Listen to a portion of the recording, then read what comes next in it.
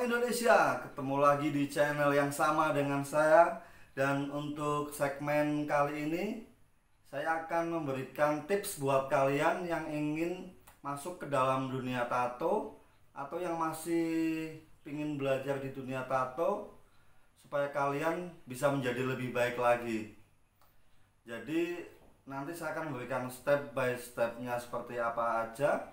Dan tadi sih saya sudah merangkum ada 6 step yang mungkin nanti kalian bisa praktekkan supaya kalian menjadi sukses. Dan apa saja yang perlu kalian lakukan, nanti kalian jangan skip video ini supaya kalian bisa tahu semuanya.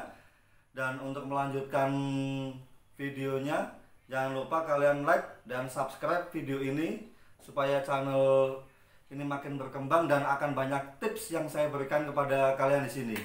Oke, kita mulai. Untuk step by step apa aja yang perlu kalian lakukan sebelum kalian menjadi seorang seniman tato.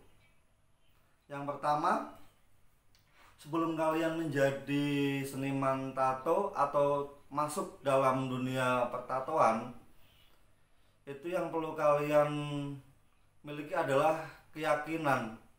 Apa sih yang dimaksud dengan keyakinan di sini? Jadi kalian harus bisa meyakinkan kepada diri kalian bahwa kalian akan masuk ke dalam dunia tato atau menjadi seorang seniman tato. Karena tidak semua tempat itu mereka bisa menerima kalian yang memiliki badan bertato ataupun pekerjaan tentang tato. Jadi nggak semua tempat bisa menerima itu. Apalagi yang di daerah-daerah kecil yang masih memandang sebelah mata tentang kita yang punya tato itu seperti apa. Jadi yang pertama kalian harus yakinkan pada diri kalian bahwa kalian siap untuk dihujat mereka. Kalian sudah siap masuk dalam dunia ini. Terus juga yang namanya kita sebagai pekerja seni tato itu beda dengan pedagang-pedagang yang mungkin bisa setiap hari membelanjakan dagangannya. Jadi mungkin entah bisa seminggu sekali kita bareng nato, atau mungkin yang sudah jam tayangnya tinggi bisa setiap hari bisa nato. Jadi yang paling penting adalah kita meyakinkan diri kita, terus lingkungan kita, dan yang paling penting adalah keluarga kita. Bagaimana kita meyakinkan keluarga kita bisa hidup di dunia tato. Itu yang perlu kalian lakukan adalah meyakinkan semuanya. Jadi bukan cuma kita juga harus bisa meyakinkan ke semuanya. Setelah kalian meyakinkan kepada semuanya, kalian juga harus tahu bahwa tato itu sudah masuk dalam operasi kecil. Jadi selain keyakinan, yang kedua, kalian harus mengenali tentang penyakit-penyakit yang bisa ditimbulkan karena adanya tato. Jadi sebelum kalian melanjutkan untuk menjadi seniman tato, sebelum kalian langsung masuk pada mesin tato, bisa langsung menggambar ke kulit, kalian juga harus bisa mengenali penyakit-penyakit tentang tato. Supaya kalian bisa tahu, kalian juga bisa memahami apa sih bahayanya ketika kalian membuat tato. Jadi banyak penyakit yang bisa ditimbulkan karena tato yang salah. Mulai dari infeksi kulit, itu bisa terjadi karena mungkin pemakaian alat-alat yang tidak higienis. Jadi bisa infeksi kulit. Selain adanya infeksi kulit, bisa juga menyebabkan penyakit hepatitis B, hepatitis C, dan yang paling bahaya adalah HIV.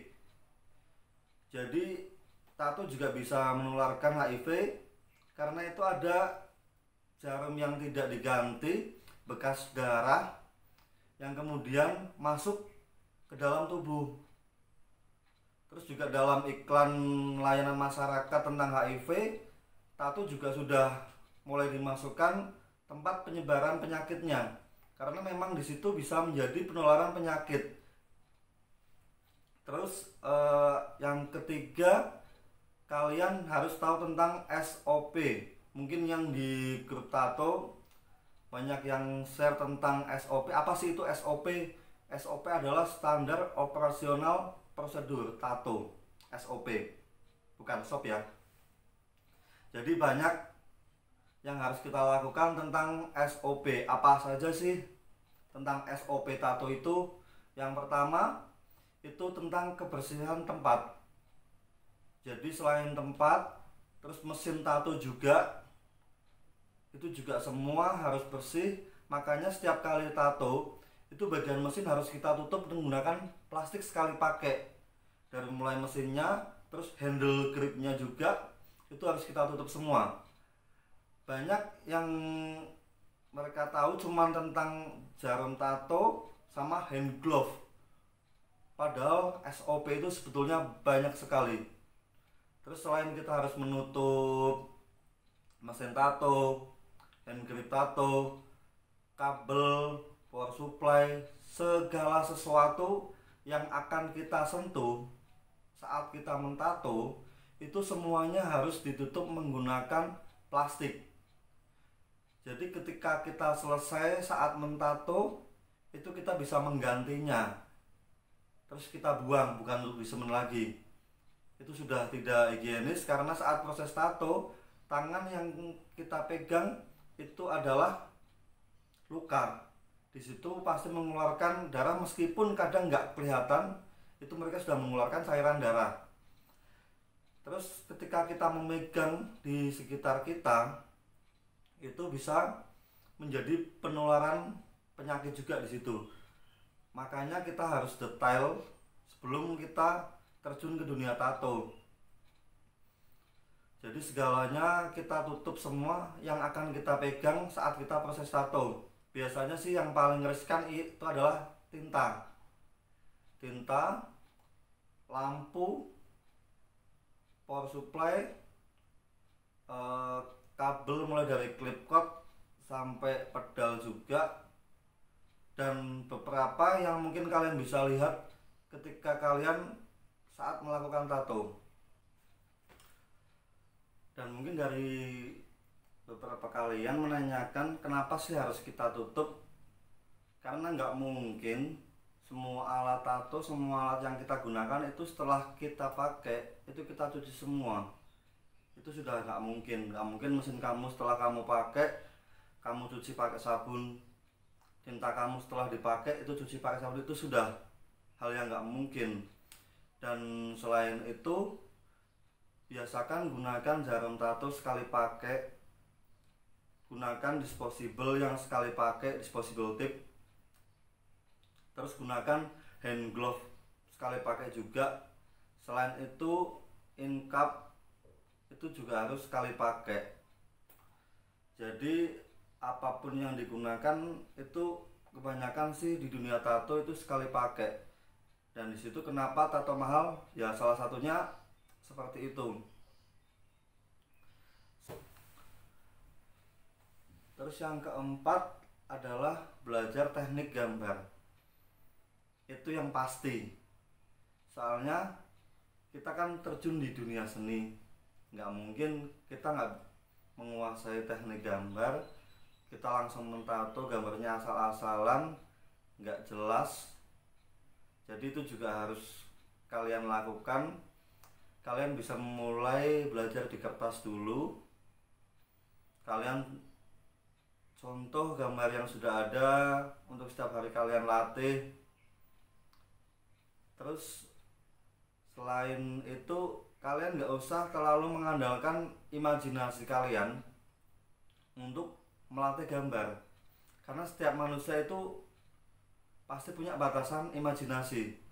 Dan untuk menambahnya kalian bisa melihat contoh-contoh mungkin yang di Google ataupun di tempat lain. Kalian bisa mencontoh dulu, kalian bikin semirip mungkin. Setelah sampai pada tahapan itu, kalian bisa menggunakan practice skin atau kulit sintetis. Itu kalian bisa gunakan untuk melatih kalian.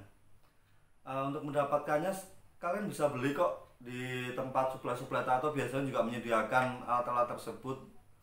Jadi setelah kalian bisa belajar di kulit sintetis, baru kalian bisa praktekkan ke kulit manusia. Selain itu, yang kelima, pelajari tentang mesin tato. Jadi kalau kalian mau mentato, kalian nggak tahu mesin tato apa yang kalian gunakan, kalian juga sama aja bohong. Jadi cuman asal pakai, nggak tahu apa yang kalian pakai itu apa. Jadi kenali mulai dari mesin tatonya, ini mesin apa fungsinya, step by stepnya, terus jarum apa saja yang akan kita gunakan, karena banyak yang akan kita pakai. Jadi nggak cuman, kalau zaman dulu mungkin cuman kita pakai satu jarum dan satu mesin, jadi kita nggak perlu mengenali mesin pun kita sudah bisa bikin tato. Cuman untuk yang sekarang, kalian harus bisa mengenali tentang mesin tatonya, tentang jarum tatonya juga. Kalian kenali semua, jadi ketika kalian menggambar, kalian sudah tahu untuk gambar tersebut apa saja yang harus saya lakukan, apa saja yang harus kita siapkan. Yang terakhir itu, ini yang sebetulnya penting tapi susah dilakukan, yaitu yang keenam, magang ke studio tato. Itu sebetulnya bagus sekali. Jadi di situ kalian bisa belajar gratis, itu yang pertama. Yang kedua, kalian bisa didampingi oleh mentor-mentor yang sudah profesional di studio tato. Nanti kalian bisa mengenali step by step sebelum kalian membuat tato, apa saja yang harus kita lakukan. Terus apabila ada kesalahan, di situ juga ada yang mengingatkan. Jadi meskipun itu penting, cuman kadang kita susah karena nggak semua tempat itu ada studio tato, dan nggak semua tempat juga bisa kita pakai buat magang. Jadi sebetulnya itu lebih baik kalian cari tempat magang buat tato, supaya kalian lebih bisa mendalami, entah 3 bulan ataupun sampai 6 bulan, sampai kalian betul-betul menguasai semua teknik tato. Baru di situ kalian bisa memulai untuk menjadi seniman tato. Dan ini ada tips lagi buat kalian yang mungkin low budget, istilahnya jauh dari studio untuk magang, terus juga kalian nggak cukup modal buat membuat tato, terus kalian ingin menjadi seniman tato yang bisa berkembang. Ini kalian nanti bisa praktekkan. Yang pertama, yang paling penting sih, kalian harus punya satu set mesin, itu pasti. Kalau kalian nggak punya satu set mesin, itu nggak mungkin kalian bisa menjadi seorang seniman tato. Mau natonya pakai apa coba kalau nggak punya mesin? Nggak mungkin pinjem juga kan. Itu yang pertama, kalian punya satu set mesin. Terus kalian gunakan tinta hitam. Jadi kalian bisa mulai dari black gray dulu. Terus setelah kalian mendapatkan hasil di situ, kalian jangan gunakan semua hasil yang dari tato langsung dihabiskan.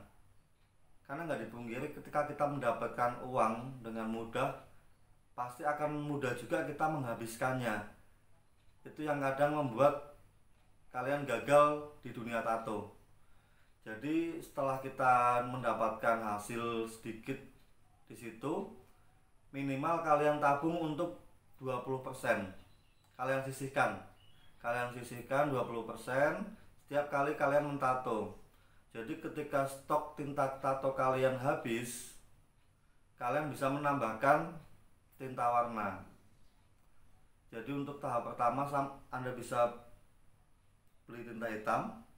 Setelah kalian menabung dengan penghasilan tato itu, kalian bisa membeli tinta hitam sama hijau, dan lanjut lagi sampai satu set komplit itu kalian bisa lakukan, kalian bisa praktekkan seperti itu. Jadi setiap kali kalian mentato, sisihkan penghasilannya minimal 20%. Lebih itu lebih bagus. Jadi semakin banyak kalian bisa menyisihkan, semakin cepat juga kalian bisa melengkapi alat-alat tato kalian. Kadang banyak yang menanyakan ke saya, kamu sih enak, alat kamu lengkap, tinta kamu lengkap. Enggak seperti itu. Semua bisa terjadi karena ada kemauan dan keinginan. Jadi itu salah satu tips dari saya buat kalian yang mungkin punya sedikit modal dan ingin berkembang. Yang penting kalian jangan lupa menyisihkan setiap kali penghasilan kalian untuk kalian belanjakan selanjutnya. Saya yakin itu akan menjadi satu titik poin yang akan selalu kalian ingat untuk menjadi sukses. Dan cukup dari saya, semoga konten ini bisa membantu kalian untuk menjadi lebih sukses di dunia tato. Dan terima kasih juga sudah menonton video saya. Jangan lupa like, komen, dan bagikan ke semua teman kalian supaya teman kalian juga bisa tahu tentang step by step untuk menjadi seorang seniman tato. Dan jangan lupa juga untuk subscribe dan selalu dukung channel saya agar saya bisa memberikan banyak tips buat kalian. Dan menurut saya sukses di dunia tato itu bukan soal uang, kaya. Sukses itu ketika kalian bisa mengekspresikan diri kalian, kalian bisa menjadi diri kalian sendiri tanpa mengikuti orang lain. Jika ada yang ingin kalian tanyakan, silakan kalian bisa langsung aja masuk ke kolom komentar, kalian tulis atau request, nanti akan saya buatkan untuk konten selanjutnya. Oke, sampai ketemu lagi dengan saya di channel Tato Indonesia.